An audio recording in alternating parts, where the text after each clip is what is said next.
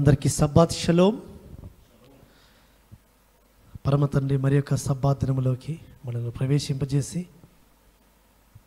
ఆయన యొక్క వాక్యము జీవపు మాటలు వినే ధన్యతను పరమ తండ్రి మరోసారి మన జీవితాల్లో మనకు అనుగ్రహిస్తూ వస్తుంటున్నాడు. కాబట్టి పరమ తండ్రి యొక్క సన్నిధిలో ఆయన యొక్క శ్రేష్టమైన మాటలు జీవపు మాటలు మనం విందాము. ఆ పరమ తండ్రి ఇంతవరకు మనల్ని నడిపిస్తున్నాడు, కాపాడుతున్నాడు, భద్రపరుస్తున్నాడు, క్షేమమునిస్తున్నాడు, ఆరోగ్యంనిస్తున్నాడు. అందును బట్టి పరమతని స్తుతించుకుంటూ పరమతని ఘనపరుస్తూ ఇంతవరకు పరమతని మహేపరిచాము. అసలు వాక్యం వినడం ద్వారా కూడా నేను మహేపరచాం.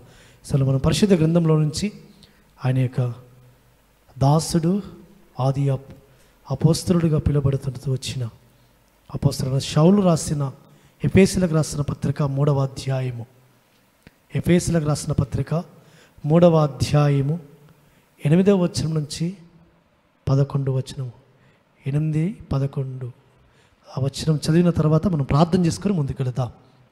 ఎఫెసీయులకు రాసిన పత్రిక 3వ అధ్యాయము 8వ వచనం నుంచి 11వ వచనం కలిసి ఉంది, చదువుకుందాం. ఎలోహిం మన ప్రియుడైన యెహోషువ మెస్సీయ నందు చేసిన నిత్య సంకల్పము చొప్పున పరలోకములో ప్రధానులకును అధికారులకును సంఘము ద్వారా తన యొక్క నానా విధమునైన జ్ఞానము ఇప్పుడు తెలియబడవలనని ఉద్దేశించి శోధింపశక్యము కాని మెస్సయ్య ఐశ్వర్యమును అన్యజనుల్లో ప్రకటించుటకును సమస్తమును సృష్టించిన ఎలోహిం యందు పూర్వకాలము నుండి మరుగైన మర్మమును గూర్చిన ఏర్పాటు ఎట్టిదో అందరికీ తేటపరచుటకును పరిశుద్ధులందరిలో అత్యల్పుడైన నాకు ఈ కృప అనుగ్రహించెను. ప్రార్థన చేసుకుందామండి. అసలు మన మధ్య ఉన్న జనార్దన్ ప్రార్థన చేస్తారు.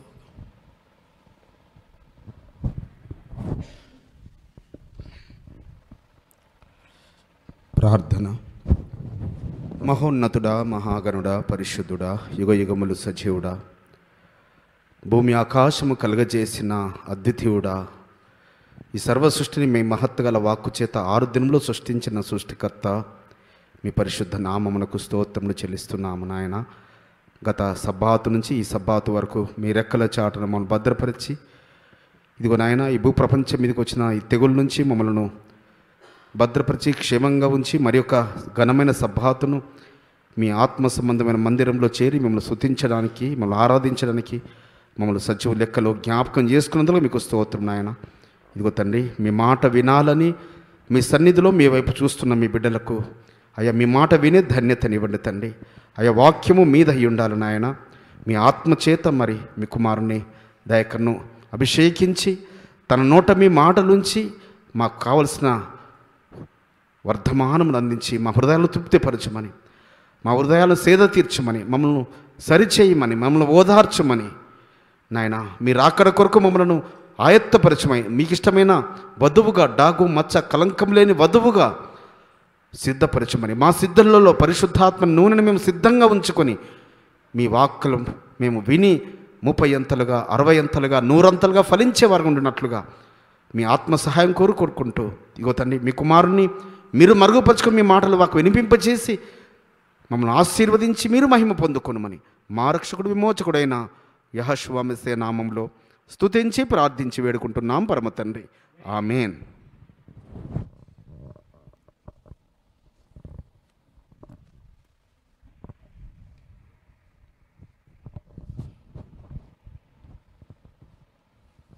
మనం చదువుకున్న వాక్య భాగములో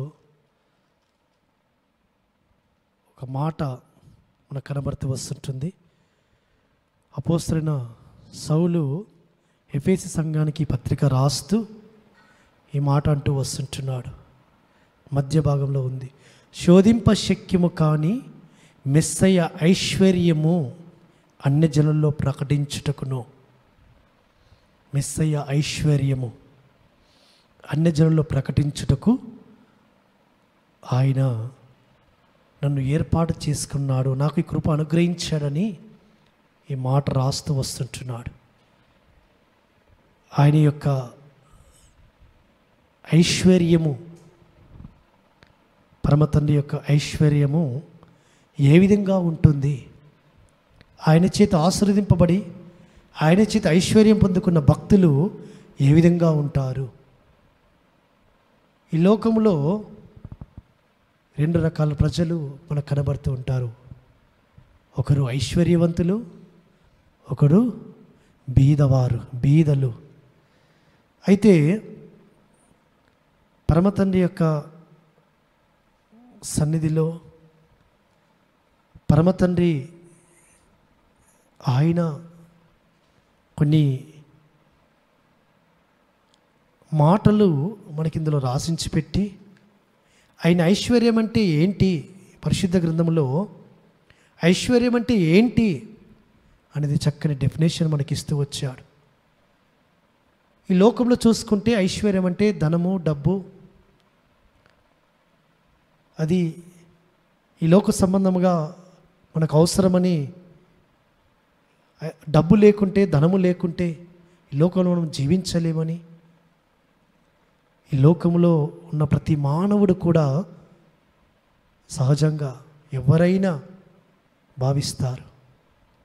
కానీ పరిశుద్ధ గ్రంథము ఏ ఐశ్వర్యం గురించి ప్రకటిస్తుంది, ఏ ఐశ్వర్యం కలిగి ఉండమంటుంది, ఏ ఐశ్వర్యవంతుల్ని ఐశ్వర్యవంతులు అని ప్రకటిస్తుంది పరిశుద్ధ గ్రంథము. అది మనం చూసుకుందాం. ఎందుకంటే పరమ తండ్రి ఈ లోకంలో మనల్ని గొప్ప ఐశ్వర్యవంతులుగా ఉంచాలనే పరమ తండ్రి ఆరాటం, పరమ తండ్రి యొక్క ఆశ. మనమే అట్టి ఐశ్వర్యాన్ని పొందుకోవడానికి, అట్టి ఐశ్వర్యవంతులు మనం కావడానికి కొరకు మన ప్రయత్నాలు మనం ఏ విధంగా ఉంటున్నాయి? ఎందుకంటే ఈ లోకంలో ఐశ్వర్యము అంటే ధనమని ఒకటిది కాదు సుమా. ఈ లోకములో అపోస్తలుడైన పౌలు అంటున్న ఈ మాట, శోధింప శక్యము కాని మెస్సయ్య ఐశ్వర్యము అన్ని జనుల్లో ప్రకటించుటకును, అన్ని జనులలోకి వెళ్ళి ఆ యొక్క శోధింప శక్యము కాని ఆయన యొక్క ఐశ్వర్యము ప్రకటించడానికి పరమ తండ్రి తనకి కృప చూపించాడు అని, ఈయనను ఏర్పాటు చేసుకున్నాడని, ఆయన యొక్క నిత్య సంకల్పం చొప్పున ఆయన తనకు ఈ బాధ్యత అప్పగించాడని, ఏర్పాటు చేసుకున్నాడని పౌలు తన యొక్క ఐశ్వర్యమును గురించి, తాను పొందుకున్న ఐశ్వర్యం గురించి, తాను అనుభవిస్తున్న ఐశ్వర్యం గురించి అది అన్ని జనులకు ప్రకటిస్తూ వాటి ఐశ్వర్యమును ఆయన తండ్రిని స్తుతిస్తున్నాడు. ఆయన కృపను బట్టి ఆయన కీర్తిస్తూ వస్తుంటున్నాడు. కాబట్టి ఈ దినాలలో మనము కూడా ఎట్టి ఐశ్వర్యం మనం పొందుకోవాలని పరమతన్ని ఆశపడుతున్నాడు. ఒకసారి మన పరిశుద్ధ గ్రంథంలో ఆయన ఐశ్వర్యం గురించి కొన్ని మాటలు మనము చూసుకుందాం. మొట్టమొదటిగా పరమ తండ్రి యొక్క గుణము, పరమ తండ్రి యొక్క లక్షణము మనం చూసుకొని మనం ముందుకు వెళదాం. మొదటి సమూయేలు గ్రంథము 2వ అధ్యాయములో, మొదటి సమూయేలు గ్రంథము 2వ అధ్యాయము 7వ వచనములో హన్నా ఈ విధంగా పరమ తండ్రిని స్తుతిస్తూ వస్తుంటుంది. తనకు గర్భఫలం వచ్చిన తర్వాత ఆమె పరమ తండ్రిని స్తుతిస్తుంది కొన్ని మాటల చేత. శ్రేష్టమైన మాటలు ఇవి, ఎంతో ఆత్మలను బలపరిచి తెప్పరిలా చేసే మాటలు. మొదటి సమూయేలు గ్రంథము 2వ అధ్యాయము 7వ వచనములో రాయబడుతున్న మాట, యెహోవా దారిద్ర్యమును ఐశ్వర్యమును కలగచేయువాడు, కృంగజేయువాడును లేవనెత్తువాడును ఆయనే. యెహోవా దారిద్ర్యమును ఐశ్వర్యమును కలగచేయువాడు ఆయనే. ఆ పరమ తండ్రి ఒక మనుషుణ్ణి దరిద్రతలో ఉంచాలన్నా, ఒక మనిషిని ఆ దరిద్రం నుంచి లేవనెత్తి ఐశ్వర్యం కలగచేయాలన్నా అది ఆయన చేతుల్లో ఉంటుంది సుమా. కాబట్టి మనుషులమైన మనము సహజంగా ఐశ్వర్యము రాగానే పరమతనిని మర్చిపోతుంటా. ఐశ్వర్యవంతులు అనేబడిన వారు పరిశుద్ధ గ్రంథంలో ఉన్నారు. పరిశుద్ధ గ్రంథంలో ఆయన భక్తులైన వారు అందరూ ఐశ్వర్యవంతులే చాలా మట్టుకి. అబ్రహాము గొప్ప ఐశ్వర్యవంతుడు, ప్రపంచములో మేటి ఐశ్వర్యవంతుడు. ఇస్సాకు, యాకోబు సంతతి వారు గొప్ప గొప్ప ఐశ్వర్యవంతులు. యాకోబు మనమడు యోబు. పరమతుడిని యెహోవా అంటున్నాడు, యోబు అంత ధనవంతుడు ఎవరు లేరు భూమి మీద అంటున్నాడు. అంతటి గొప్ప ధనముతో ఐశ్వర్యముతో నింపబడిన యోబు ఏ విధంగా ఉంటూ వచ్చాడు. నేడు మనము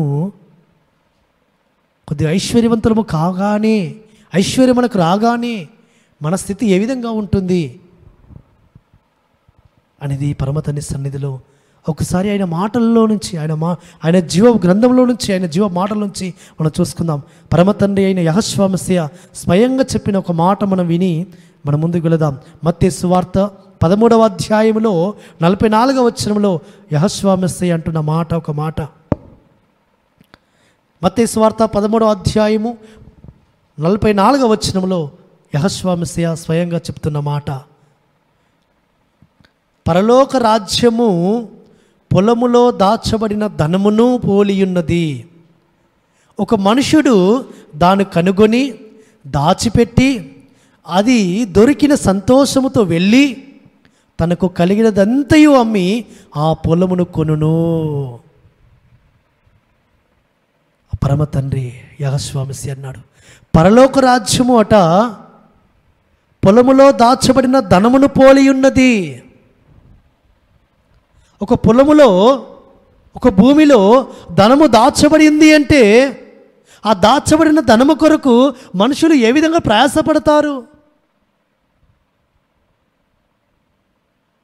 ఏ విధంగా దాన్ని పొందుకోవాలని మనుషులు ఏ విధంగా వారి ప్రయత్నాలు చేస్తూ వస్తుంటారు. ఈ దినమున కూడా పరమ తండ్రి లేఖనం సెలవిస్తుంది, పరలోక రాజ్యము పొలములో దాచబడిన ధనమును పోలి ఉన్నది సుమా. దాన్ని కనుగొంటే అది దొరికిన సంతోషంతో అక్కడ నాకు ధనము దాచబడి ఉన్నది, అక్కడ నాకు దాచబడిన ధనం ఉంది అని సంతోషంతో, ఆనందంతో మనము ఈ లోకంలో మనకు కలిగినదంతయు కూడా అమ్మి ఆ పొలము కొరకు ప్రయాసపడతా, ఆ పొలమును కోరుకొనును, ఆ పొలమును కొనును అని లేఖనం సెలవిస్తుంది. కాబట్టి జ్ఞానులైన వారు, పరలోక సంబంధమైన ప్రత్యక్షతను కలిగిన వారు, పరలోక సంబంధమైన ఈవులను అపేక్షిస్తున్నవారు, పరలోక మహిమను కోరుతున్నవారు, పరలోక సంబంధమైన ఆ యొక్క గొప్ప మహిమలో ఉండాలనుకుంటున్నవారు ఈ లోకములో తమ ధనమును అమ్మి, తమకున్న పొలమును అమ్మి, ఈ లోకంలో ఉన్న వాళ్ళకున్నదంతా అమ్మి కూడా పరలోకము యొక్క పొలము కొరకు, ఆ పొలంలో దాచబడిన ధనము కొరకు ప్రయాసపడతారు. అందుకే మనం ఈ లోకంలో ఏ ఐశ్వర్యముతో ఉండాలని పరమతని కోరుతూ వస్తుంటున్నాడు, పరమతని ఆశపడుతూ వస్తుంటున్నాడు. ఎందుకంటే ఒక మాట యెహోవా మెస్సియా అంటున్న మాట, లూకాసు వార్త 16వ అధ్యాయము, లూకాసు వార్త 16వ అధ్యాయము 11వ వచనంలో యెహోవా మెస్సియా సెలవిచ్చిన మాట. లూకాసు వార్త 16వ అధ్యాయము 11వ వచనంలో, కాబట్టి మీరు అన్యాయపు సిరి విషయములో నమ్మకముగా ఉండని ఎడల సత్యమైన ధనమును ఎవరు మీ వశము చేయును. మీరు పరుల సొమ్ము విషయములో నమ్మకముగా ఉండని ఎడల మీ సొంతమైనది మీకు ఎవడిచ్చును. ఏ సేవకుడును ఇద్దరు యజమానులను సేవింపలేడు. వాడు ఒకరిని ద్వేషించి ఒకరిని ప్రేమించును, లేక ఒకరిని అనుసరించి ఒకరిని తృణీకరించును. మీరు ఎలోహిమును సిరిని సేవింపలేరని చెప్పెను. పరమ తండ్రికి స్తోత్రములు, హల్లెలూయా.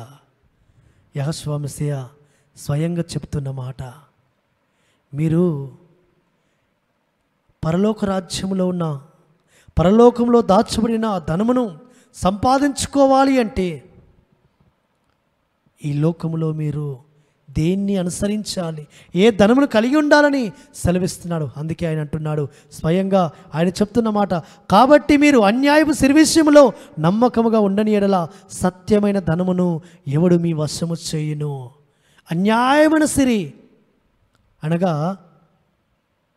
మనము ఏ విధమైన శ్రమ పడకమునిపే, ఏ విధమైన కష్టాలు మనం అనుభవించకమునిపే, ఏ విధమైన ధనము కొరకు ప్రయాసపడకమునిపే ధనము మన చేతుల్లోకి వస్తుంది.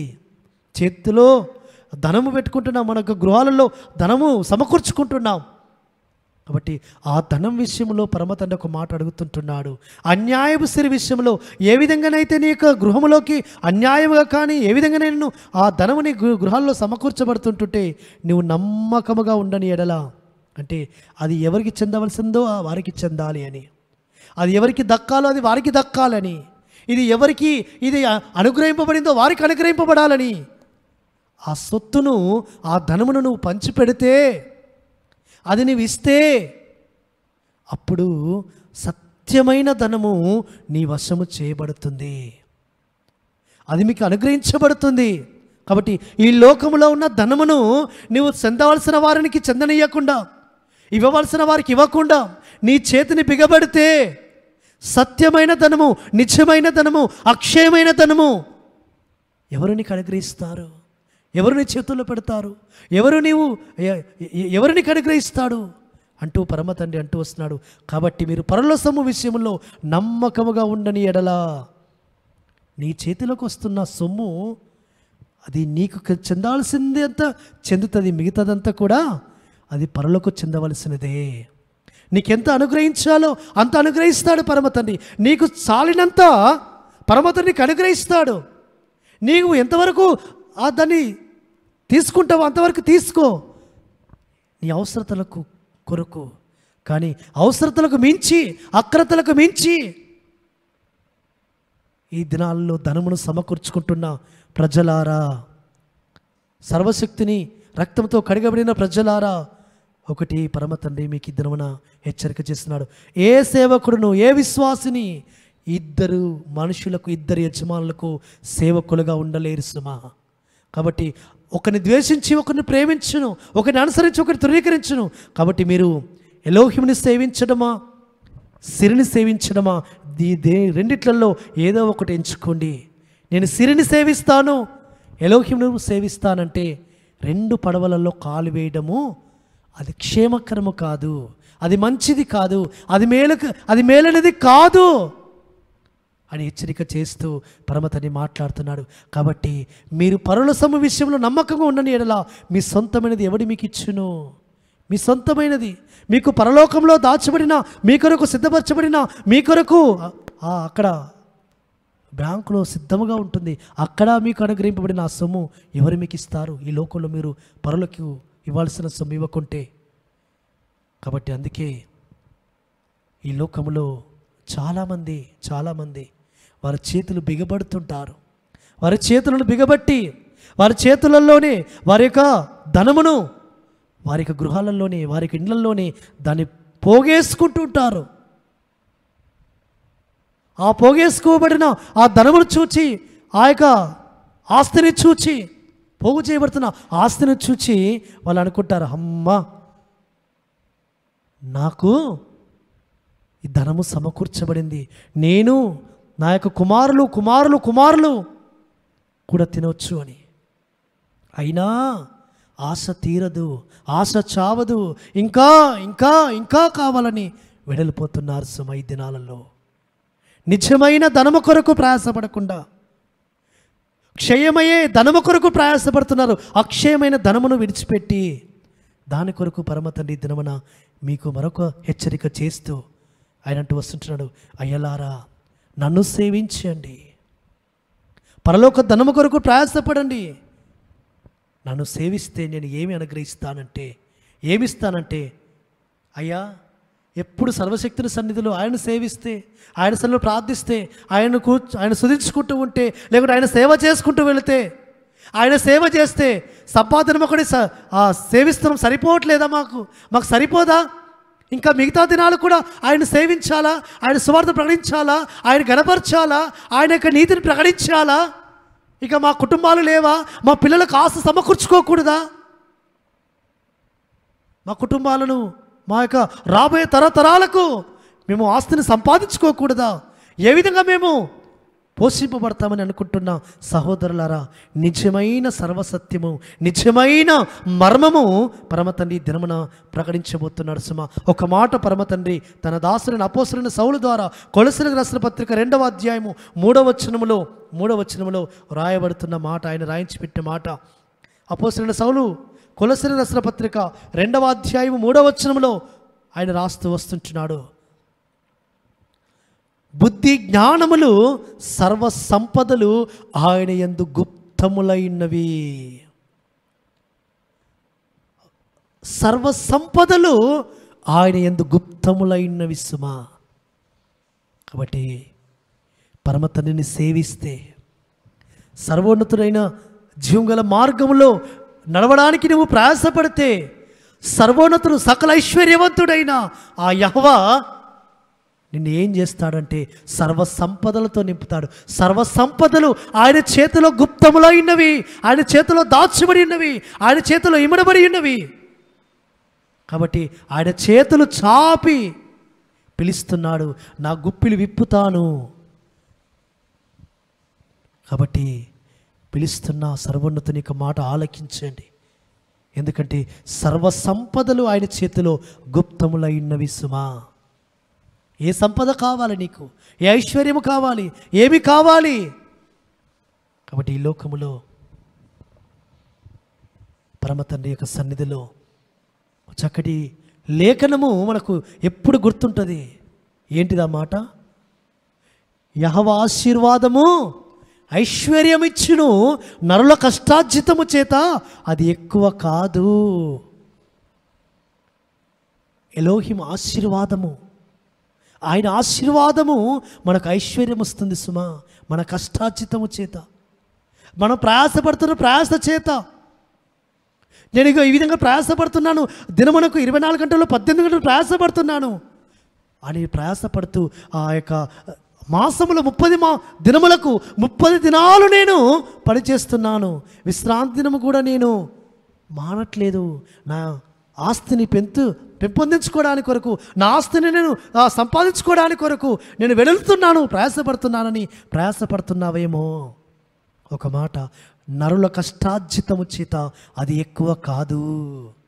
కాబట్టి పరమతండ్రి ఆశీర్వాదమే, పరమతండ్రి దీవెన ద్వారానే ఐశ్వర్యవంతుడు అవుతావని ఒకసారి పరమతండ్రి గుర్తు చేసి వస్తుంటున్నాడు. కాబట్టి ఈ లోకములో చాలామంది పరమతండ్రి ఆశీర్వాదం ఉంటే ఇంకా మేము ఈ దరిద్రులము ఎందుకుంటాము, ఈ విధంగా మేము ఎందుకు ఇంకా బీదలముగా ఉంటాము, పరమతండ్రి ఆశీర్వాదము మేము పొందుకుంటే గొప్ప ఐశ్వర్యవంతులం అవుతాము కదా అని చాలామంది అనుకుంటుంటారు సుమా. ఇంకా చాలామంది ఏమనుకుంటారంటే, నేను సర్వశక్తిని సేవించకపోయినా, ఆయన గణపరచకపోయినా, ఆయన ఆమెను స్తుతించకపోయినా, ఆయన సన్నిధిలో ప్రార్థించకపోయినా నాకు ధనం వస్తుంది కదా, నాకు ఐశ్వర్యం వస్తుంది కదా, నాకు మంచి రాబడి వస్తుంది కదా, నేను ఊహించిన దానికంటే ఎక్కువగా రాబడి నాకు నా యొక్క ధననిధికి చేరుతుంది కదా అని అనుకుంటున్నారేమో సుమా. పరమతండ్రి సకల ఐశ్వర్యములు కలగజేస్తున్న సర్వోన్నతుడు ఈ దినమున ఆయన అంటూ వస్తుంటున్నాడు, ఇజ్రాయేలీలు ఆ విధంగా అనుకుంటారని. కానాను దేశమును వారికి సదురింపజేసిన తర్వాత, అయ్యో ఇది మా వలనే, మా బాహుబలం వలనే, మా శక్తి వలనే, మా సామర్థ్యం వలనే మేము ఈ ధనమును సంపాదించుకున్నాం, ఈ భాగ్యము మేము పొందుకున్నామని అనుకుంటున్నారేమో. అందుకే ఆయన అంటున్నాడు ఒక మాట, ద్వితీయోపదేశకాండం 8వ అధ్యాయం 17వ వచనంలో ఒక మాట అంటున్నాడు. ద్వితీయోపదేశకాండం 8వ అధ్యాయము 17వ వచనంలో, అయితే మీరు మా సామర్థ్యము, మా బాహుబలము ఇంత భాగ్యం మాకు కలగజేస్తానని అనుకుందురేమో, కాగాని ఎలోహిముని యెహోవాను జ్ఞాపకం చేసుకునవలెను ఆయన అంటూ వస్తుంటున్నాడు. మా సామర్థ్యం వలన, నా బాహుబలం వల్ల, నా జ్ఞానం వల్ల, నా తెలివితేటల వల్ల, నా శ్రమల వల్ల నేను ఇక ధనమును సంపాదించుకున్నాను, ఈ సామర్థ్యం సంపాదించుకున్నాను, ఈ ఆస్తిని సంపాదించుకున్నాను, ఈ గృహాలు సంపాదించుకున్నాను, ఈ పొలాలు సంపాదించుకున్నానని అనుకుంటున్నావేమో. అది నీ వల్ల కాదు, అది నీ వల్ల, నీ సామర్థ్యం వల్ల కాదు, నీ బాహుబలం వల్ల కాదు, నీ శక్తి వల్ల కాదు, నీ జ్ఞానం వల్ల కాదు, పరమతండ్రి నీకు అనుగ్రహించిన విధానం బట్టి. ఒక మాట 18వ వచనంలో ఆయన అంటూ వస్తుంటున్నాడు, కాగా నీ ఎలోహిమని యెహోవాను జ్ఞాపకం చేసుకునే వలను, ఏలయనగా తాను నీ పితరులతో ప్రమాణం చేసినట్టు తన నిబంధనను నేటి వలె స్థాపించాలని మీకు భాగ్యము సంపాదించుకున్నట్టుకై మీకు సామర్థ్యం కలగ చేయవాడు ఆయనే. ఆయనే ఆయనే పరమ తండ్రికి స్తోత్రములు. హల్లెలూయా. మన పితరులతో ప్రమాణం చేసిన ఆ ప్రమాణమును, ఆ నిబంధనను జ్ఞాపకం చేసుకుంటూ నేటి దినమున నీకు ఆ భాగ్యము, ఆ ధనము, ఆ ఐశ్వర్యము రావడానికి కొరకు, నీవు ప్రయాసపడడానికి కొరకు, నీవు శ్రమపడడానికి కొరకు, నీవు ఆ విధంగా ఆ ధనము సంపాదించుకోవడానికి కష్టపడడానికి కొరకు నీకు సామర్థ్యం కలిగజేసిన వాడు ఆయనే. ఆయనే ఆయనే ఆ యెహోవానే నీకు సామర్థ్యం కలుగజేశాడు కాబట్టి నువ్వు కష్టపడుతున్నావు, నీకు సామర్థ్యం కలుగజేశాడు కాబట్టి నువ్వు శ్రమ పడుతున్నావు. అప్పుడు నీవు నీ చేతుల కష్టార్జితమును నువ్వు అనుభవిస్తున్నావు. ఆ రాబడి నీకు వస్తుంది. అది ఆయన సామర్థ్యం వల్లనే, ఆయన సామర్థ్యం నీకు అనుగ్రహించాడు కాబట్టి, ఆయన నీకు సామర్థ్యం కలుగజేశాడు కాబట్టి నువ్వు సంపాదిస్తున్నావు సుమా. నీ శ్రమల వల్ల కాదు, నీ జ్ఞానాన్ని బట్టి కాదు, అది గుర్తిరగాలని పరమ తండ్రి ఈ దినమున ఉపదేశిస్తున్నాడు సుమా. కాబట్టి ప్రియమైన సహోదరులారా, నేను సంపాదిస్తున్నాను, నా వల్ల సంపాదించబడింది, నా వల్ల ఇంకా ఆస్తి అంతా కూడా సమకూర్చబడిందని అనుకుంటున్నావేమో. నీ వల్ల కాదు, నీ వల్ల కాదు, నీ సామర్థ్యం వల్ల కాదు. ఆయన నీకు సామర్థ్యం కలిగజేశాడు కాబట్టి ఆయన సామర్థ్యం వలన నీవు ఈ భాగ్యమును పొందుకున్నావు. అందుకని పరమ తండ్రి దినమున నీకు మరోసారి ఉపదేశిస్తూ వస్తుంటున్నాడు సుమా. కాబట్టి ఆ విధంగా పరమ తండ్రి సామర్థ్యం కలగజేశాడు కాబట్టి, పరమతని అనుగ్రహించాడు కాబట్టి, పరమతని ఐశ్వర్యమును కలగజేశాడు కాబట్టి భక్తులు ఏమంటున్నారు అంటే, ఆ ఐశ్వర్యమును పొందుకున్న భక్తులు, ఎందుకంటే ఆయన నీతిని అనుసరిస్తున్న భక్తులకి, ఆయన మార్గంలో నడుస్తున్న భక్తులకి, ఆయన ఆజ్ఞలకు లోబడి ఆయన కట్టులు అనుసరిస్తున్న భక్తులకి వారింట కలిమియు సంపదయు సమృద్ధిగా ఉంటుంది సుమా. నీతిమంతుని ఇల్లు గొప్ప ధననిధి అని రాయబడింది సుమా. కాబట్టి ఆ నీతిమంతులైన, ఆ పరిశుద్ధులైన, ఆ భక్తిపరుల యొక్క ఇల్లు, గృహాలు గొప్ప ధనధాన్యములతో, ఐశ్వర్యములతో నింపబడ్డాయి సుమా. అబ్రహాము ఎంత గొప్ప ఐశ్వర్యవంతుడు, ఎంత గొప్ప ధనవంతుడు. ఆయన యొక్క గృహము బంగారముతో నిర్మించుకోవచ్చు, కానీ ఎక్కడ నివసించాడు? గుడారంలో నివసించాడు. తన గుడారానికి వస్తున్న వారికి తినడానికి కావలసిన ఆహారమును, తాగడానికి మంచి జలమునిస్తూ, కట్టుకోవడానికి బట్టలిస్తూ, వారి అవసరతలో కావలసిన వారికి మంచి బంగారమునిచ్చి, వెండినిచ్చి, ఆ ధర్మశాస్త్రంలో నీ మాటలు మనకు తెలియజేసి వారిని తృప్తిపరిచి పంపిస్తూ వచ్చాడు తన గృహము నుంచి, తన గుడారము నుంచి. తన గుడారమునికి ఎవరైతే వస్తున్నారో వారు ఆయన గుడారంలో తృప్తిపరచబడి వెళుతున్నారు. ఏ విధమైన అవసరతలు ఉంటే ఆ అవసరత కావలసిన ధనమును, వెండిని, బంగారమును ఇచ్చి వారికి కావలసిన అవసరతలను తీర్చి వారిని పంపుతున్నాడు అబ్రహాము ఆ గుడారం నుంచి. ఆ విధంగా యాకోబు కుమారులు, ఆ విధంగా యోబు కూడా ఒక మాట అంటూ వచ్చాడు. యోబు గ్రంథంలో ఒక మాట మనం చదువుకుందాం. యోబు అంటున్న మాట, యోబు గ్రంథం 31 అధ్యాయంలో, యోబు గ్రంథం 31 అధ్యాయంలో, యోబు గ్రంథం 31 అధ్యాయం 18వ వచనము, 19వ వచనము, ఎవడైనను వస్త్రహీనుడై చచ్చుట నేను చూడగను, బీదలకు వస్త్రము లేకపోవడం నేను చూడగను, వారి దేహములు నన్ను దీవింపకపోయినను, వారు నా గొర్రెబొచ్చుల చేత వేడివి పొందకపోయినను, గుమ్మంలో నాకు సహాయం దొరుకునని, తండ్రి లేని వారిని నేను అన్యాయం చేసినను, నా భుజశల్యము దాని గూటి నుండి పడునుగాక. కాబట్టి బీదలకు ఏ విధంగా సహాయం చేస్తున్నాడు, ఏ విధంగా వారిని కనికరిస్తున్నాడు, ఏ విధంగా వారు ఏది వస్త్రహీనుడు ఎవరైనా వచ్చి తన ఇంట్లోకి వస్తే వారికి వస్త్రాలు ఇస్తున్నాడు. వారి దేహములు ఈయనను దీవించిపోతున్నాయి. కాబట్టి బీదలు ఇచ్చిన దాన్ని, బీదలు ఆశపడుతున్న దాన్ని ఈయన బిగబట్టట్లేదు, ఈయన చెయ్యి బిగబడట్లేదు సుమా. విధవరాళ్ళ కళ్ళు క్షీణింపజేయట్లేదు సుమా. తల్లిదండ్రులు లేని వారిని వారి యొక్క స్థితిలో, వారి యొక్క బీదరికములో వారికి కావలసిన ఆహారమును ఇస్తున్నాడు. ఈయన ఒంటరిగా తిన్నప్పుడు, వారు గుర్తుకొచ్చినప్పుడు ఈయన ఒంటరిగా తిన్న ఆహారములో సగమును వారికి పంపిస్తున్నాడు.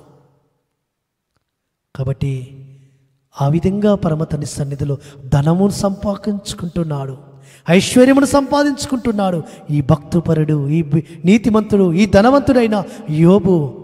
బీదలకు, వస్త్రహీనులకు, తల్లులు లేని వారికి, విధవరాళ్ళకి ఆయన ఆహారం ఇస్తున్నాడు, బట్టలు ఇస్తున్నాడు. కాబట్టి పరమ తండ్రి ఆ యొక్క దీనుని ప్రార్థన ఆలకిస్తూ వచ్చాడు. ఆ దీనిని పరమ తండ్రి అంగీకరిస్తూ వచ్చాడు. ఆయన స్థితిని క్షేమకరమైన స్థితిగా మారుస్తూ వచ్చాడు. ఆయన స్థితిని రెండంతలుగా ఆశీర్వదిస్తూ వచ్చాడు. కాబట్టి ఆ యోబు అన్నాడు, ఆ పరమ తండ్రి సన్నిధిలో ఆయన యొక్క మహిమైశ్వర్యమును, ఆయన యొక్క గొప్పతనాన్ని పొందుకున్నవాడే అంటూ వస్తుంటున్నాడు. ఇదిగో నా విమోచకుడు సజీవుడు, నా సర్వోన్నతుడు సజీవుడు. ఎందుకంటే పరమ తండ్రి సన్నిధిలో ఆ సజీవుడైన సర్వోన్నతుని సేవించాడు. కాబట్టి ఆయనకు కావలసిన ఈవులన్నీ పరమ తండ్రిని అనుగ్రహించాడు సుమా. కాబట్టి ఈ లోకములో నీవు ఐశ్వర్యం కలిగిన వాడవైతే, ఐశ్వర్యం పొందుకోవాలని చూస్తున్న వాడవైతే ఈ కార్యములను చేయవలసిన అవసరత ఎంతైనా ఉంది సుమా. దావీదు అంటూ వస్తుంటున్న ఒక మాట, దావీదు చూసుకుందాం ఒక మాట ఏమంటూ వస్తున్నాడు. మొదటి దినవృత్తాంతములు 29వ అధ్యాయంలో దావీదు అన్న మాట ఒక మాట చూసుకుందాం. తన యొక్క ధనమును, తన యొక్క ఐశ్వర్యమును మొదటి దినవృత్తాంతములు 29వ అధ్యాయములో, మొదటి దినవృత్తాంతములు 29వ అధ్యాయంలో ఒక మాట అంటూ వస్తుంటున్నాడు. 29వ అధ్యాయము 12వ వచనములో దావీదు అంటున్న మాట, 12వ వచనములో, ఐశ్వర్యమును గొప్పతనమును నీ వల్ల కలుగును, నీవు సమస్తమును ఏలువాడవు, బలమును పరాక్రమమును నీ దానములు, హెచ్చువాడవును, అందరికీ బలమిచ్చువాడవును నీవే. మా ఎలోహీం, మేము నీకు కృతజ్ఞతాస్తులు చెల్లించుచున్నాము, ప్రభావం గల నీ నామమును కొనియాడుచున్నాము. ఈ ప్రకారం మనోపూర్వకంగా ఇచ్చు సామర్థ్యము మా కొండుటాకు నేను ఎంత మాత్రపు వాడను, నా జల్లు ఎంత మాత్రం వారు, సమస్తమును నీ వలనే కలిగినవి గదా. నీ సంపాద్యములో కొంత మేము నీకు ఇచ్చి ఉన్నాము. పరమ తండ్రికి స్తోత్రములు. అల్లు దావీదు మందిరానికి కావలసిన సామాగ్రిని అంతా కూడా సమకూర్చాడు. వస్తు సామాగ్రిని ఆ పైవచనములో సర్వశక్తిని మందిరమునకు కావలసిన 10,000 మణుగుల బంగారమును, 20,000 మణుగుల బంగారు యొక్క పాత్రలను, వెండిని 20,000 మణుగుల వెండిని, 2 లక్షల మణుగుల ఇనుమును, రత్నములను, అనేకమైన మ్రాణులను, శ్రేష్టమైన మ్రాణులను, అనేక వాటిని సమకూర్చి వాటిని ఇచ్చి, తన సొంత ఆస్తిలో నుంచి ఇచ్చి, ప్రజల చేత ఇప్పించి ఆయన ఏమంటూ వస్తుంటున్నాడంటే, అయ్యా ఈ కొంచెము నేను ఇచ్చాను నీకు, నీ సంపాద్యములో కొంత మేము నీకు ఇచ్చి ఉన్నాము. మాకు అనుగ్రహించినవు నువ్వు, మాకు సామర్థ్యం కలగజేసిన వాడవు నీవు, మమ్మల్ని ఆశీర్వదించిన వాడవు నీవు, మాకు ఐశ్వర్యం కలగజేసిన వాడవు నీవే. కాబట్టి అయ్యా ఐశ్వర్య ఘనతలు నీవే అనుగ్రహించు వాడవు తండ్రి, నీ వల్ల కలుగును. కాబట్టి నీవు నాకు అనుగ్రహించినదావు, కాబట్టి నేను కొంత నీకు ఇచ్చినాను తండ్రి. ఈ దినమున మనం ఏ విధంగా ఉంటాం? ఈ దినాల్లో మనస్థితి ఏ విధంగా ఉంటుందంటే, మనమేమో మనకున్న ఆస్తిలో కొంచెం ఇచ్చి నేను ఇంత ఇచ్చాను అని మనం చెప్పుకుంటాం. కానీ దావీదు అంటూ వస్తుంటున్నాడు, ఈ యొక్క అధ్యాయం అంతా కూడా చదువుతుంటే దావీదు పరమతని స్తుతిస్తూ ఆరాధిస్తూ గణపరుస్తున్న మాట, అయ్యా ఐశ్వర్య ఘనతములు నీ వలన కలుగుతున్నాయి అయ్యా. కాబట్టి అయ్యా బలపరక్రమములు నీవేనయ్యా, నీ దానములయ్యావి, హెచ్చువాడవు నీవేనయ్యా. కాబట్టి ఈ విధంగా తండ్రి మేము మనపూర్వకంగా ఇచ్చిన ఈ యొక్క ఆస్తి ఆ ఇచ్చుటకు సామర్థ్యం కలగజేసిన వాడవు నీవే తండ్రి అని పరమతని ఆరాధిస్తున్నాడు. సుమా, నేనే పాటి వాడను, నేనెంత మాత్రం వాడను, నా జనం ఎంత మాత్రము వారు. కాబట్టి ఈ దినాలలో మనం ఏ విధంగా ఉంటున్నాం, ఏ విధంగా ఇస్తున్నాం, ఇచ్చినప్పుడు ఏ విధమైన మనస్తత్వంతో ఇస్తున్నాం? నేను ఇంత ఇచ్చాను హెచ్చుగా మనం చెప్పుకుంటుంటాం, కొంత ఇచ్చి. కానీ దావీదైతే హెచ్చుగా ఇచ్చి, అయ్యా కొంతగా ఇచ్చాను నేను, కాబట్టి నేను ఎంతటి వాడను అంటున్నాడు సుమా. కాబట్టి అట్టి విధమైన హృదయం కలిగిన ఉండవారం ఉండాల్సిన అవసరం ఉంది. ఎందుకంటే ఈ లోకంలో మనము స్థిరముగా ఉండడానికి రాలేదు సుమా. అక్కడ దావీదు అంటున్నాడు, అయ్యా మేమందరము కూడా నీ సన్నిధిలో అతిథులముగా ఉన్నాము, పరదేశులమై ఉన్నాము. మా నివాస కాలము నీడి అంత అస్థిరము సుమా. నీడ ఏ విధంగా గతించిపోతుందో, ఎండ వస్తున్న కొద్దిగా నీడ ఏమవుతుందంటే గతించిపోతుంది. మానవుని యొక్క నివాసము కూడా భూమి మీద అస్థిరమైనది, నీడి అంత అస్థిరమైనది. కాబట్టి నువ్వు సంపాదించుకున్న సంపాదన స్థిరముగా నువ్వు అనుభవించడానికి భూమి మీద నువ్వు స్థిరముగా ఉండవు. నువ్వు పరదేశివి, అతిథివి. కాబట్టి నీ ఉన్నప్పుడే, నీ ప్రాణం ఉన్నప్పుడే, నీ యొక్క బొంతికలో ప్రాణం ఉండగానే పరమతండ్రి నీకు ఇచ్చిన ఐశ్వర్యమును దేని కొరకు ఉపయోగిస్తున్నావు? దేని కొరకు దాన్ని యూజ్ చేస్తున్నావు?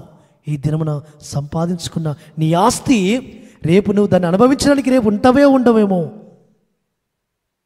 కాబట్టి అందుకే అంటున్నాడు, అయ్యా స్థిరముగా ఉన్నవాడు ఒక్కడునూ లేడు. స్థిరముగా నేను ఉండి ఈ విధంగా నా ఆస్తిని నేను అనుభవిస్తాను, నా ధనం నేను అనుభవిస్తాను, ఈ ఇల్లు కట్టుకుంటున్నాను, ఈ ఇంట్లో నేను ఉంటానని, ఈ గృహంలో నేను నివాసిస్తాను అని అనుకుంటున్నావేమో. ఇల్లు కట్టిన తర్వాత ఇల్లు కట్టకుండానే కాలం ఇల్లు చేరకుండానే, ఆ ఇల్లులో ప్రవేశించకుండానే కాలం గతించిన వారు అనేకులు. కాబట్టి దావీదు వలె మన హృదయము నిరంతరము పరమతని సన్నిధిలో, అయ్యా నీ సామర్థ్యం బట్టే నాకు ఇచ్చావు, నువ్వు నాకు ఇచ్చిన దాంట్లో కొంత నీకు ఇచ్చిన్నాడు తండ్రి, నేను ఏ పాత్రము వాడను, నేను ఎంత మాత్రం వాడను అని ఆయన ఆవిటి విధమైన హృదయముతో, విరిగిన హృదయముతో ఆయన ఆరాధిస్తూ, ఆ విధమైన తగ్గింపు గల మనసుతో ఆరాధిస్తూ, అయ్యా నేను అస్థిరుడును కదా తండ్రి, నేను ఈ లోకంలో అతిథిగా ఉండడానికి వచ్చాను తండ్రి, నేను పరదేశిగా ఉండడానికి వచ్చాను తండ్రి, ఈ ఆస్తి నా కొరకు నేను సమకూర్చుకుంటే దాన్ని అనుభవించడానికి నేను రేపు ఉండనేమో, దాన్ని అనుభవించడానికి రేపు నాకు నీవు అవకాశం ఇస్తావేమో. ఈ అవకాశం ఇచ్చిన ఈ దినంలోనే నీవు ఇచ్చిన ఐశ్వర్యము నీ కొరకు ఉపయోగిస్తాను తండ్రి, నీ ప్రజల కొరకు, నీ సేవ కొరకు, బీదల కొరకు, అనాథల కొరకు, విధవరాళ్ళ కొరకు, పరదేశుల కొరకు, దిక్కులేని వారి కొరకు, ఇదిగో తండ్రి నేను ఇస్తున్నానని నువ్వు ఇస్తే, నీ ఆస్తి, నీ ధనము, నీ ఐశ్వర్యం దాని కొరకు ప్రయాసపడితే పరలోక సంబంధమైన ఐశ్వర్యం నీకు అధికమవుతుంది సుమా. పరలోకంలో ధనము నీకు అధికమవుతుంది. కాబట్టి అది ఐశ్వర్యవంతులు, అది కలిగి ఉండడం ఐశ్వర్యము. కాబట్టి అది నిజమైన ఐశ్వర్యమని పరమతరి దినమున నీకు ఉపదేశిస్తూ వస్తుంటాడు సుమా. కానీ ఈ లోకంలో మనుషులు ఏ విధంగా జీవిస్తున్నారంటే, ఒక మాట కీర్తన గ్రంథం మనం చదువుకున్న 49వ కీర్తన మనం లేఖన పట్టినప్పుడు చదువుకున్నాం. 49వ కీర్తన 6వ వచనం మనం చదువుకుందాం. తమ ఆస్తియే ప్రాపకమని నమ్మి తమ ధన విస్తృతను బట్టి పొగడుకుని వారికి నేనేలా భయపడవలెను అంటున్నాడు భక్తుడు. తమ ఆస్తియే తమకు ప్రాపకము, తమ ఆస్తియే తమ కడుపు, తమ ధనమే తమ కడుపు. ఈ దినాలలో ప్రజలు ఏ విధంగా ఉన్నారంటే, ధనము కొరకు, ఐశ్వర్యం కొరకు, ఆఖరికి తల్లిదండ్రులు కూడా చంపుతున్నారు, పిల్లల్ని చంపుతున్నారు, మానవత్వం మర్చిపోయారు, ప్రేమను మర్చిపోయారు, ఆప్యాయతలను మర్చిపోయారు. కావాలి ధనం, ధనం, ధనం, ధనం, ధనం, ఆస్తి పెంచుకోవాలి. ఆ ఆస్తుల కొరకు మనసులను చంపుతున్నారు. ఎంత దౌర్భాగ్యమైన స్థితిలోకి వెళ్ళింది ఈ లోకము. కాబట్టి ధనము కావాలని, ఆస్తి కావాలని, ఐశ్వర్యము కావాలని ప్రయాసపడుతున్నవా? దాని కొరకే పరిగెడుతున్నవా? తమ ఆస్తి తమ ప్రాపకమని నమ్ముకుంటున్న వారిని గురించి పరమతండ్రి ఏమంటూ వస్తుంటున్నాడంటే, ఒక మాట 11వ వచనంలో అంటూ వస్తుంటున్నాడు, వారు తమ ఆస్తిని ఇతరులకు విడిచిపెట్టిదురు, తమ ఇండ్లు నిరంతరం నిలుచుననియు తమ నివాసములు తరతములకు ఉండుననియు వారు అనుకొందరు, తమ భూములకు తమ పేర్లు పెట్టుదురు.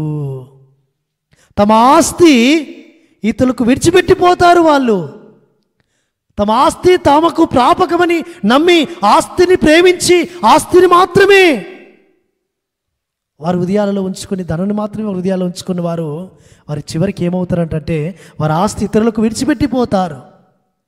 వారు దాన్ని పొందుకోరు సుమా, వారు దాన్ని అనుభవించరు సుమా. కాబట్టి పరమతండ్రి ఆశీర్వాదం ఉన్నవారు, పరమతండ్రి దీవెన ఉన్నవారు, పరమతండ్రి యొక్క అనుగ్రహం ఉన్నవారు వారి చేతుల కష్టార్జితమును వారు అనుభవించేదరు. ప్రసంగికారుడు కూడా అంటాడు, వారు తమ చేతులతో కష్టపడుతూ ఆ కష్టార్జితాన్ని తెరుచుట కూడా పరమతండ్రి యొక్క ధన్యతనే, పరమతనిచ్చిన గొప్ప భాగ్యమో అది. కాబట్టి చాలామంది ఆస్తిని పోగు చేసుకుంటారు, ఆస్తిని కూడగట్టుకుంటారు, కానీ తమ ఆస్తిని వేరే వాళ్ళకి విడిచి వెళ్ళిపోతూ ఉంటారు. ఈ లోక యాత్రలు ముగించిపోతుంటారు. ఇంకా వారు ఏమనుకుంటారంటే, ఈ ఇండ్లు మేము మంచి ఇల్లు కట్టుకుంటే ఈ ఇండ్లలో మేము ఎప్పుడు ఉంటాము,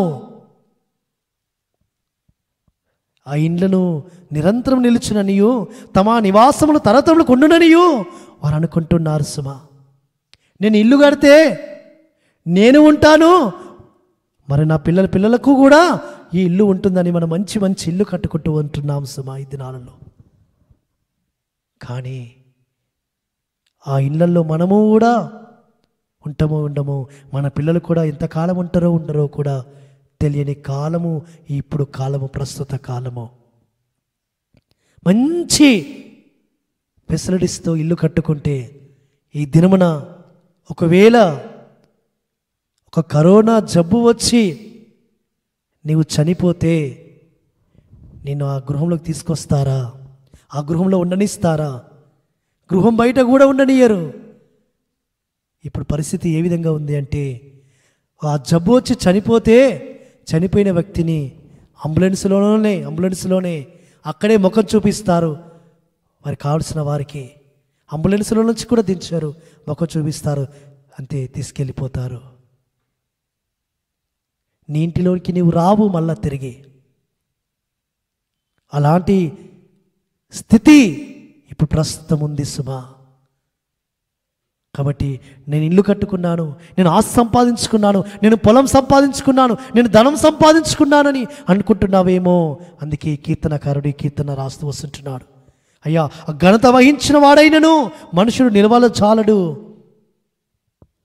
కాబట్టి ఎంత ఘనత వహించిన వాడైనా ఈ భూమి మీద నిలవడానికి రాలేసుమా. అందుకే ఇక్కడ నిలవరమైన పట్టణం మనకు లేదు, నిలవరమైన నివాస స్థలం ఇక్కడ మనకు లేదు, నిలవరమైన ఇక్కడ భూములు మనకు లేవు.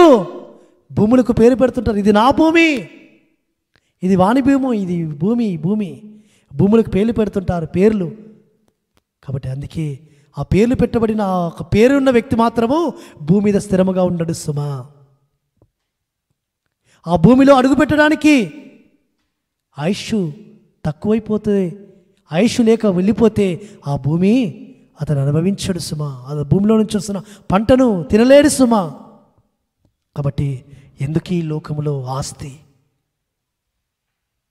కాబట్టి పరమతని సన్నిధిలో ఆస్తి లేదని భయపడుతున్నావేమో, నాకు ఐశ్వర్యము లేదని భయపడుతున్నావేమో, ఐశ్వర్యము అయ్యో నాకు లేదు అని అనుకుంటున్నావేమో.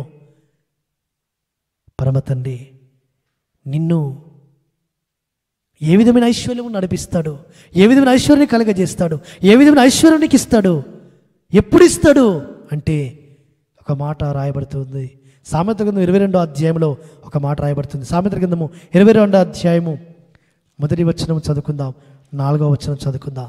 సామెతల గ్రంథం 22వ అధ్యాయం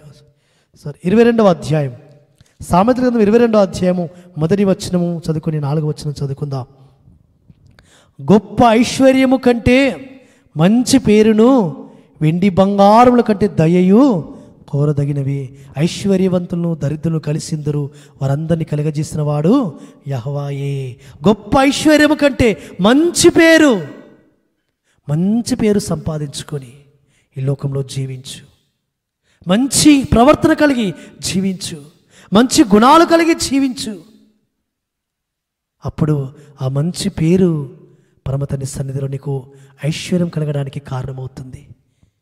కాబట్టి వెండి బంగారములు విస్తరిస్తే, వెండి బంగారములు పోగు చేసుకుంటే, వెండి బంగారములను నీ లాకర్లలో దాచుకుంటే అది నీకు శ్రేష్టమైనది కాదు సుమా, అది నీకు క్షేమకరమైనది కాదు సుమా, అది నీకు యోగ్యకరమైనది కాదు సుమా.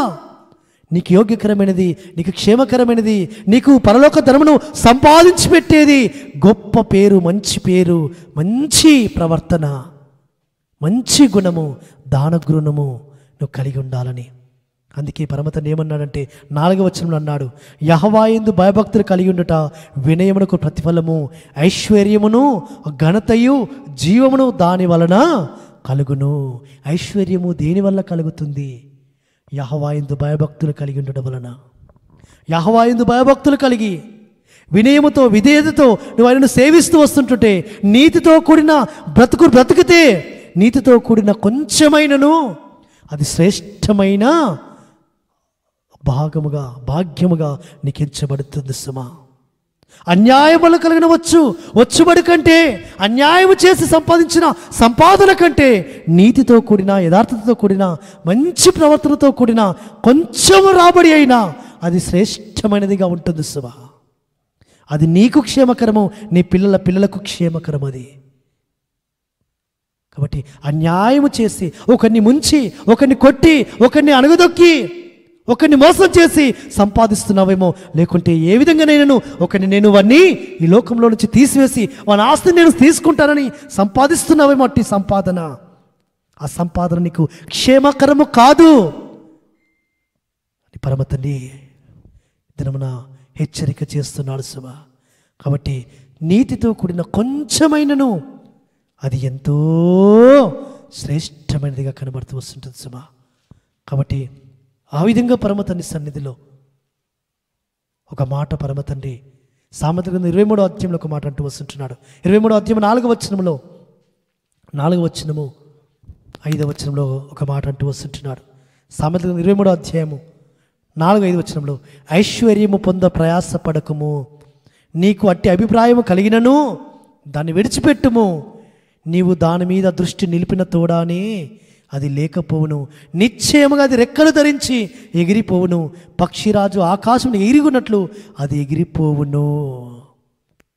చూడండి, పరమతండ్రి సన్నిధిలో ఐశ్వర్యము కావాలని, ఐశ్వర్యము కొరకే, ధనము కొరకే ప్రయాసపడుతూ పరమతండ్రి సన్నిధి మర్చిపోయావు, ప్రార్థన మర్చిపోయావు, వాక్యం మర్చిపోయావు, ఆయన యొక్క నీతిని మర్చిపోయావు, ఆయన యొక్క క్రమాన్ని మర్చిపోయావు, కుటుంబాన్ని మర్చిపోయావు.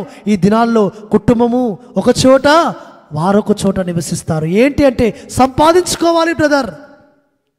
కుటుంబమే వేరే పట్టణంలో ఉంటుంది, వారు వేరే పట్టణంలో ఉంటారు. కుటుంబమే ఒక దేశంలో ఉంటుంది, వారు ఒక దేశంలో ఉంటారు. పరమతండ్రి వారికి ఇచ్చిన ఆయుష్కాలంలో ఒక కుటుంబంతో కలిసి, నీ భార్యతో కలిసి, నీ పిల్లలతో కలిసి సుఖ సంతోషములతో నీకు వస్తున్న రాబడిలో నువ్వు సంతోషిస్తుంటే అదే గొప్ప ఐశ్వర్యము, అదే గొప్ప భాగ్యము, అదే గొప్ప ధనము సుమా.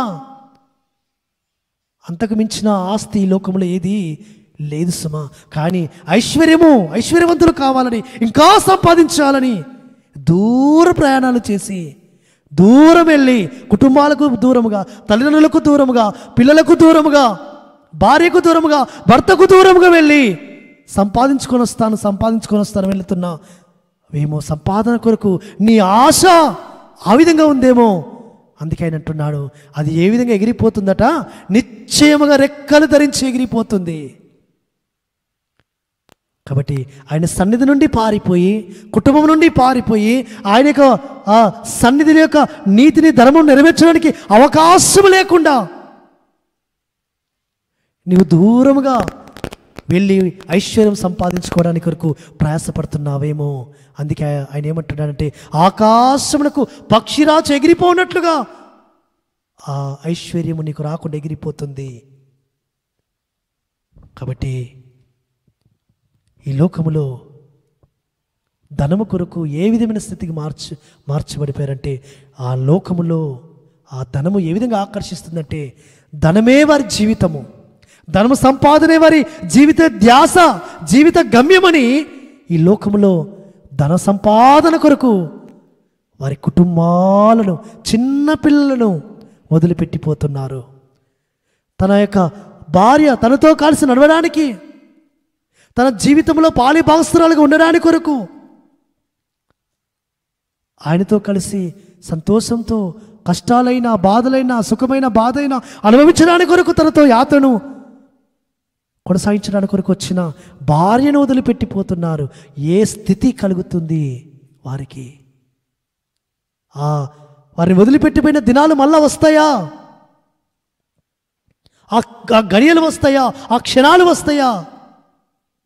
కాబట్టి యెహోవా ఆయన యొక్క సన్నిధిలో, అయ్యా ఈ లోకములో పరమ తండ్రి సొలొమోను ద్వారా పలికిస్తున్న మాట, ఒక మాట ప్రసంగికారుడు రాస్తున్న, సొలొమోను రాస్తున్న ప్రసంగి గ్రంథం 5వ అధ్యాయంలో ఒక మాట అంటూ వస్తుంటున్నాడు. 5వ అధ్యాయం 19వ వచనములో, 5వ అధ్యాయం 19వ వచనములో,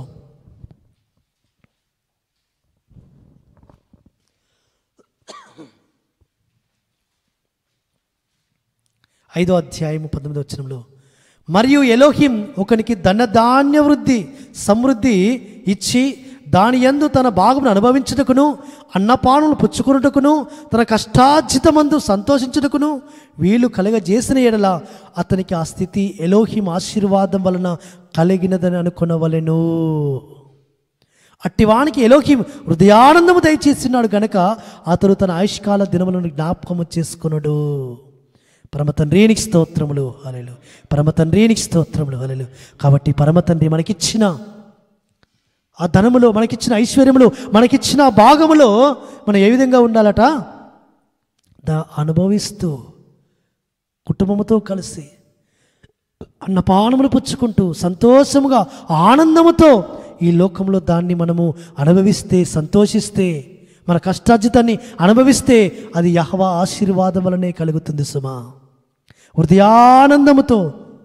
కాబట్టి ఈ స్థితి చాలామంది లేరు, ఈ స్థితిలో లేరు. హృదయంలో ఆనందము లేదు, హృదయంలో సంతోషము లేదు, ఒకటే ధనము సంపాదన, ధనము సంపాదన. కాబట్టి ఆ సంపాదన నుంచి బయటకు రావాలని పరమ తండ్రి ఆశపడుతున్నాడు సుమా. కాబట్టి ఈ దినమున అట్టి ధనములోనే, ధన సంపాదనలోనే, ధనమే నా ధ్యేయమని, ధన సంపాదనే నా యొక్క జీవిత గమ్యము, గోలని వెళుతున్న సహోదరులారా, అందులో నుంచి బయటకు రండి. పరమ తండ్రి కోరుతూ వస్తుంటున్నాడు. ఇర్మియా గ్రంథంలో ఒక మాట అంటున్నాడు. ఇర్మియా గ్రంథం 9వ అధ్యాయము 23వ వచనంలో ఒక మాట అంటూ వస్తుంటున్నాడు.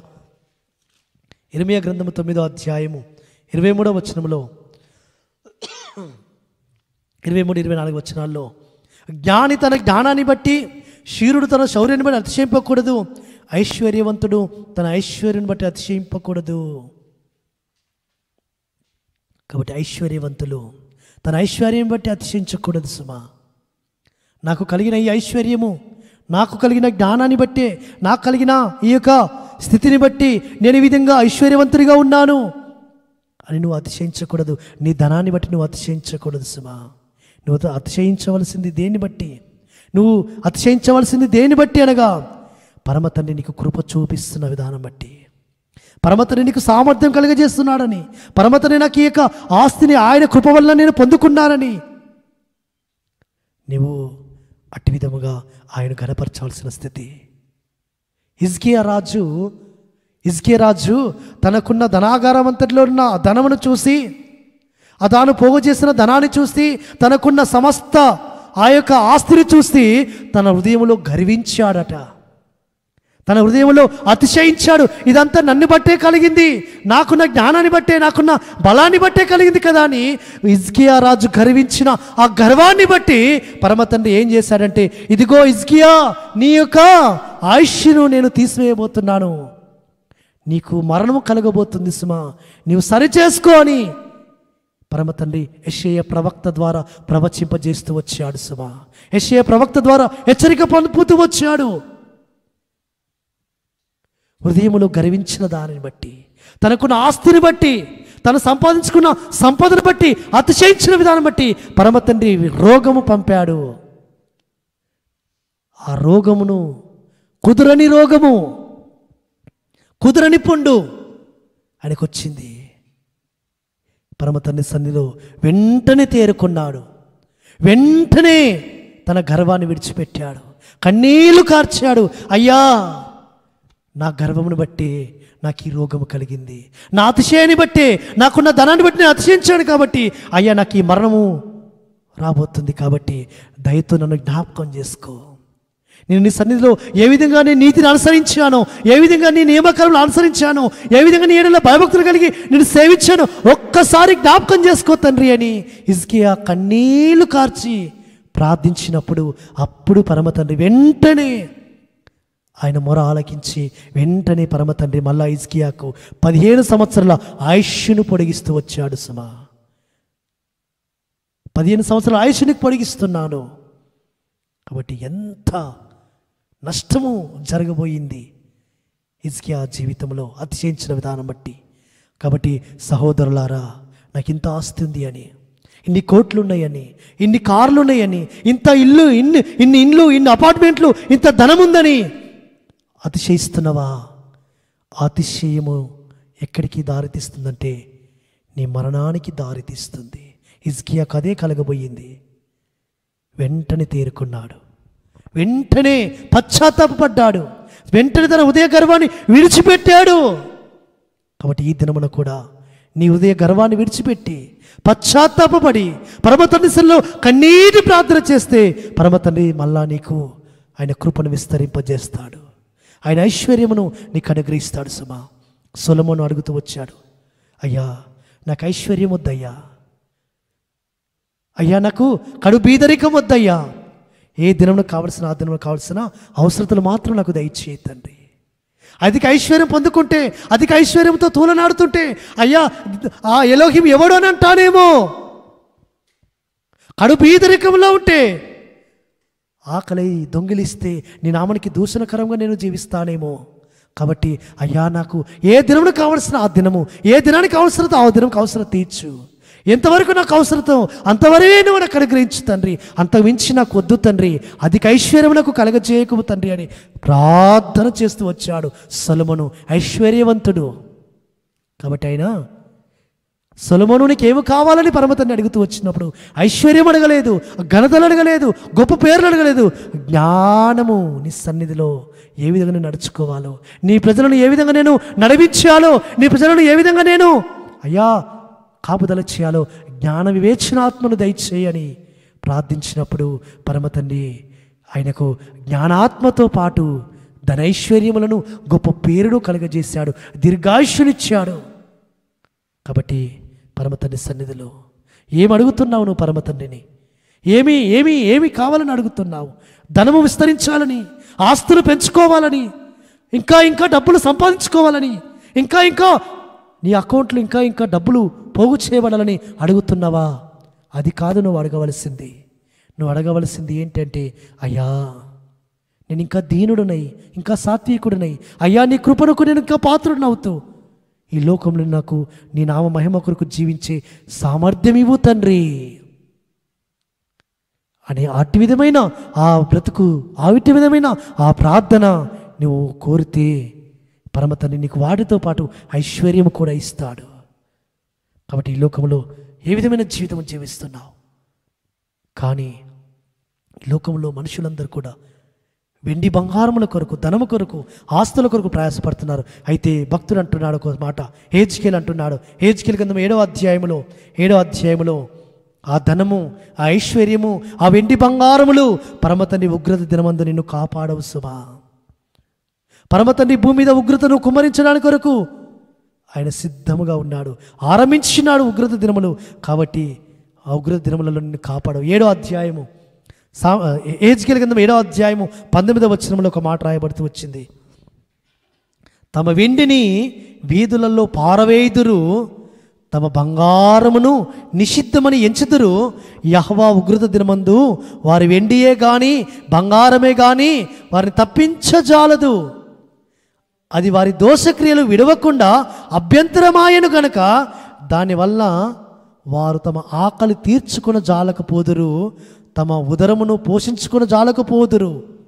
శృంగారమైన ఆ ఆభరణములను వారు తమ గర్వమునకు ఆధారమై ఉపయోగించిరి, దానితో వారు హేయమైన దేవతల విగ్రహములు చేసిరి కనుక నేను దానిని వారికి రోతగా చేసేదను. పరమ తండ్రికి స్తోత్రములు. హల్లెలూయా. ఈ మాట రోత, ఈ మాట మనం దేనికి వాడతాం? పెంటకు, మనుషులు విసర్జిస్తున్న దానికి, పశువులు విసర్జిస్తున్నదానికి పెంట కుప్ప మీదకు వాడతాం, చెత్తకు వాడతాం. కచరా, చెత్త, రోతరా, అంత రోతలకు వెళ్ళకరా అంటారు.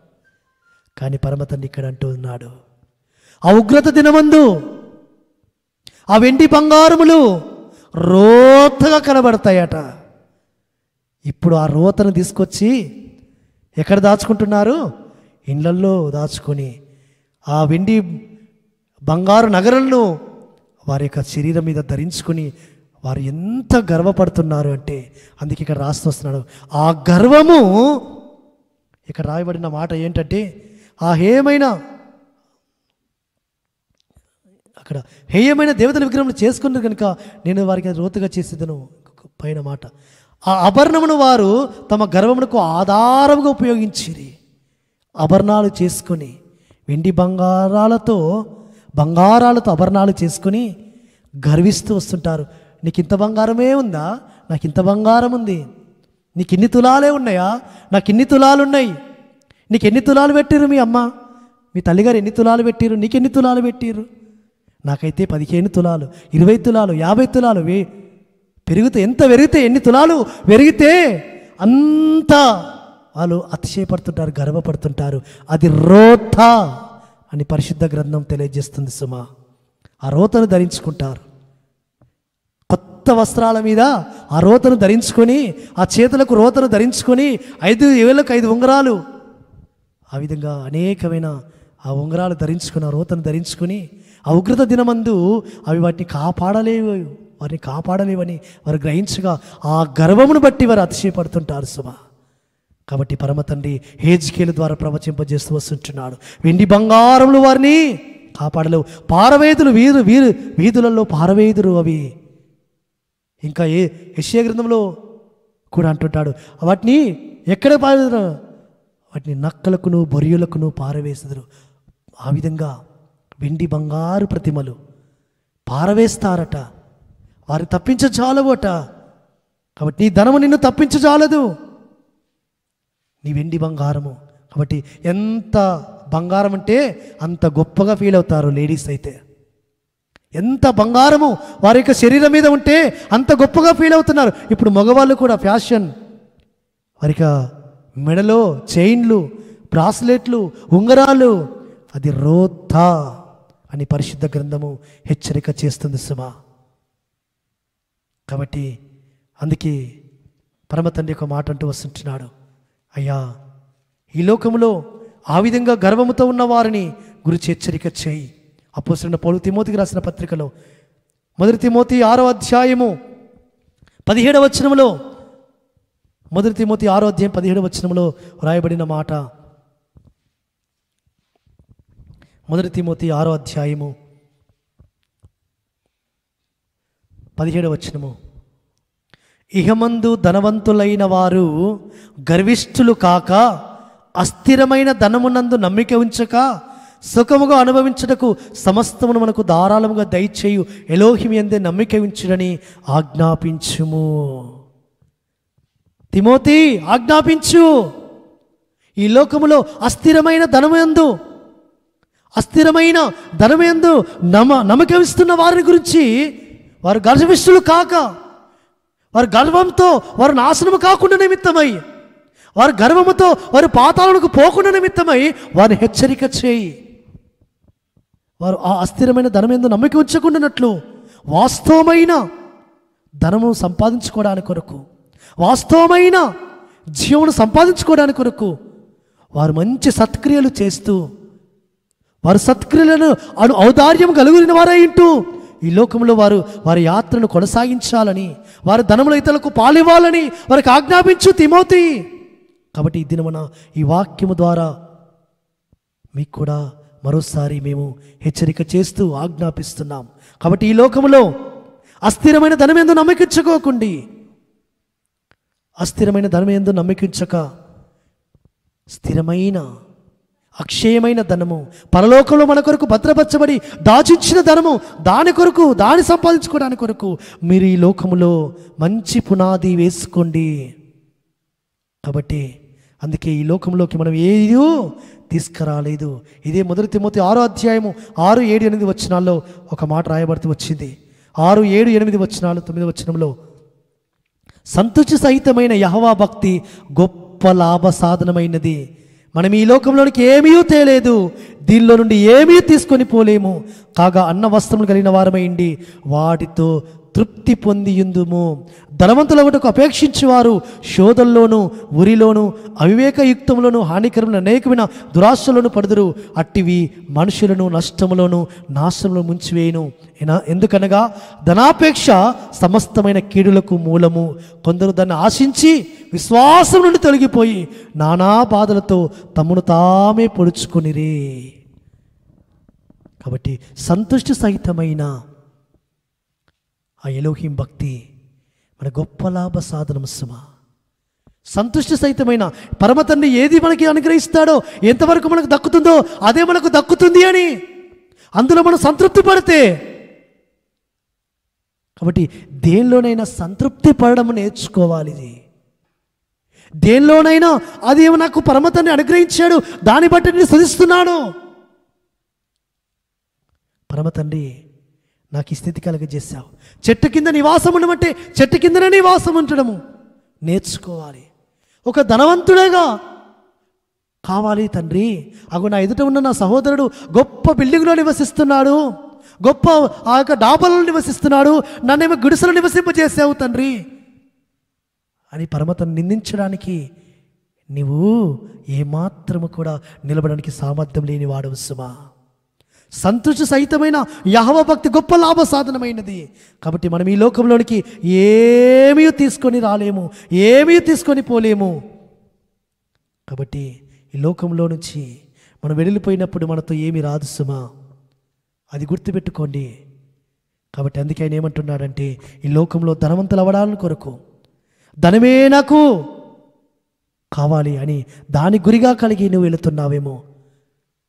పరమతని నియమకాలను విడిచిపెట్టి, ఆయన నీతిని విడిచిపెట్టి, ఆయన ధర్మమును విడిచిపెట్టి, ఆయన క్రమమును విడిచిపెట్టి, సత్క్రియలను ఆ గొప్ప మంచి ఆ ధనమును విడిచిపెట్టి, ఔదార్యము విడిచిపెట్టి, ఇతరులకు నా ధనములో పాలిస్తాననేది మర్చిపోయి ధనము సంపాదన కొరకు ధనం పోగు చేసడానికి ప్రయాసపడుతున్నవా?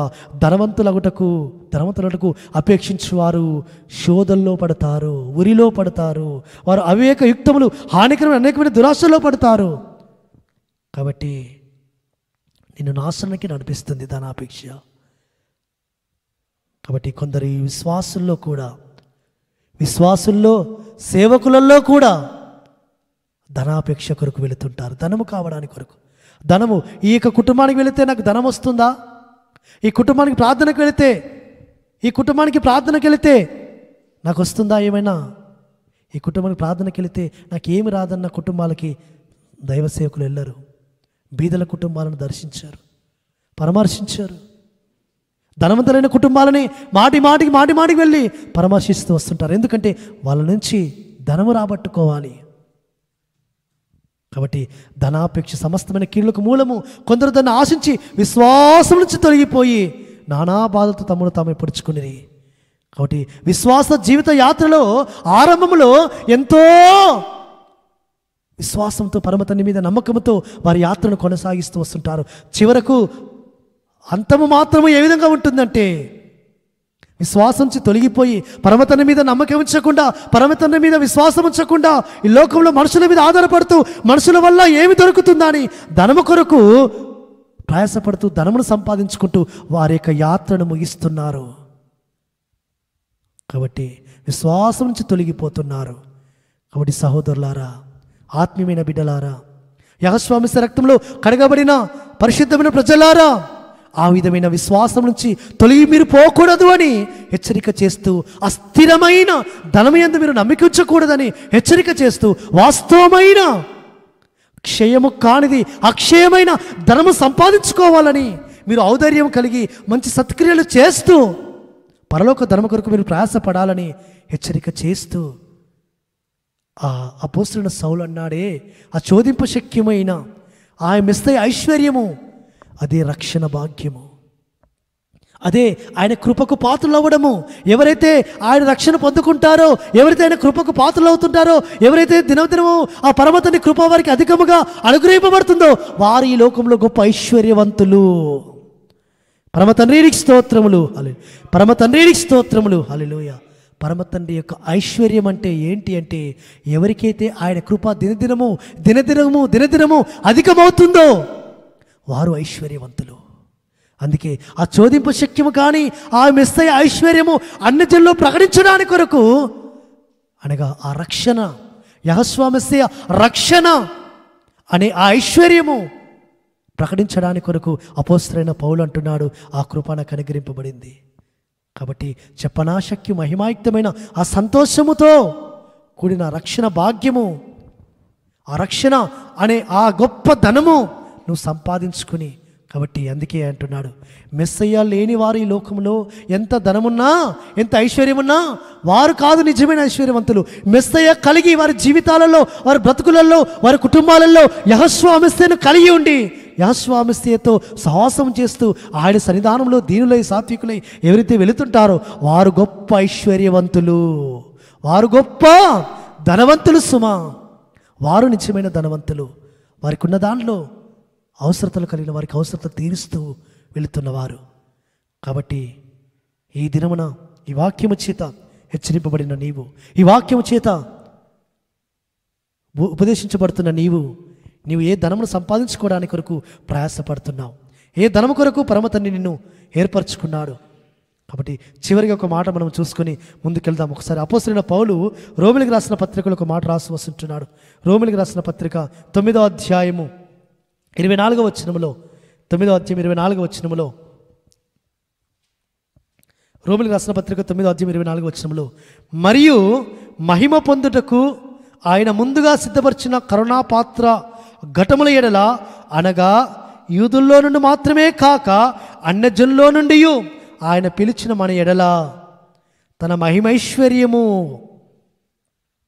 మహిమైశ్వర్యము కనపరచవలని నేమి, ఆ ప్రకారము నా ప్రజలు కాని వారికి నా ప్రజలనియు, ప్రియురాలు కాని దానికి ప్రియురాలనియు పేరు పెట్టుదును.